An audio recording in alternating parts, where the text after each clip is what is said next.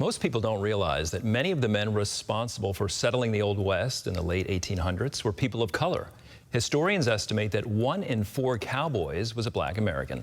Ephraim Graham traveled to Texas to uncover this hidden history and the stories of faith. The cowboy is an American icon. Film and television portray gun-toting white men on horseback, braving the rugged conditions of the Wild West. Oh, come on, Dusty, let's get this over with. Larry Callies, a lifelong Texas cowboy, tells a more historically accurate version of the past from his Black Cowboy Museum in Rosenberg, Texas. Sharing hidden history is not the way Callies planned to use his unique voice. I used to be a country and western singer. I lost my voice in 1990. I had some called smoking. When I lost my voice, I lost my band and I lost my manager. But I'm a Christian first and I'm a cowboy second. When I opened this museum, I didn't want to open this museum. God asked me to open this museum. I say, God, I can't even talk. Why do you want me to open up a museum? God said, step out in faith. That step in 2017 has allowed him to share Black history with visitors from around the world, putting the names of extraordinary cowboys like Nat Love, Bass Reeves, and Isom Dart back in the discussion about the Wild West.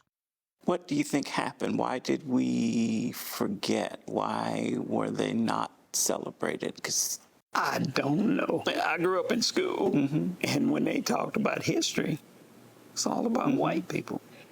His expedition into America's history also led him to learn more about his family's past. My great-great-grandpa was Captain Isaac Newton Mitchell, and he had kids with slaves.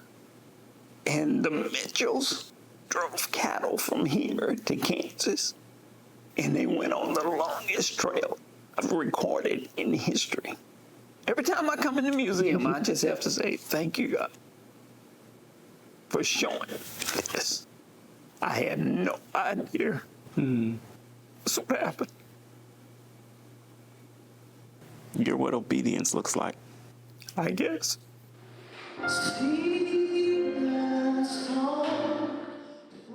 Since 1984, the team behind the Bill Pickett Rodeo has been making space for Black cowboys and cowgirls. Lou Vasson, who is the founder, in 1977 went to Cheyenne, Wyoming, to the largest rodeo in the world. It's called Cheyenne Frontier Days. And he was sitting there watching the rodeo and very intrigued by it. But what caught his attention is that there was nobody there competing that looked like him.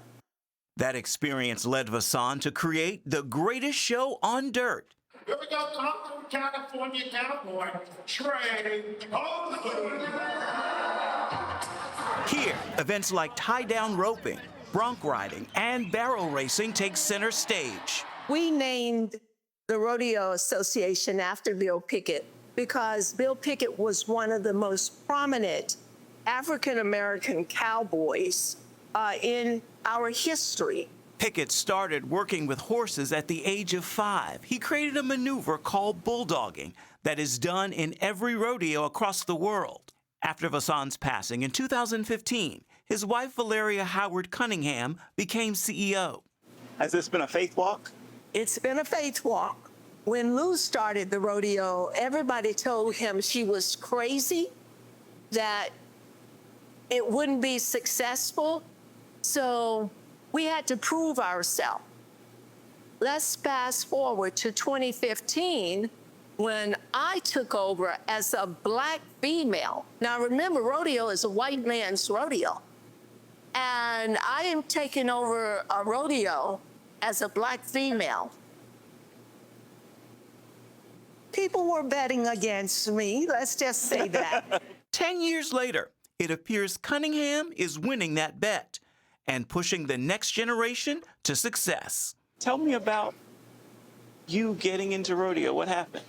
was since we were a kid. That's when we started to ride horses, and then that's when my dad and my granddad taught us how to rope and stuff. And that's all like when we learned how to swing the rope and all types of stuff. This family of competing cowboys from Natchez, Mississippi includes 2 sets of twins. So what made you want black man become a cowboy? Well, you know, I mean, we are the original cowboys. You know, you do your history. And we've always had the love for horses. We've always had the passion. And when I come up, I just fell in and had a love for the sport. And I started my son, and, you know, it started from there. A passion that lands his grandson first place at today's rodeo. Ephraim Graham, CBN News, Fort Worth, Texas. Thank you, Ephraim. And as mentioned earlier, that is a part of America's history most people do not know about, but that is changing now thanks to people like Larry Callies. And isn't that like God? I mean, here's Larry. He loses his voice, and God says, Larry, I have something special for you. And he says, wait a second, I can't talk real well. I don't want to. I can't do it. And it's like God says, you're perfect. That's just what I needed to hear. God uses us in ways we never expected. In this case, Larry is getting an important message out there. Thank you, Ephraim, so much.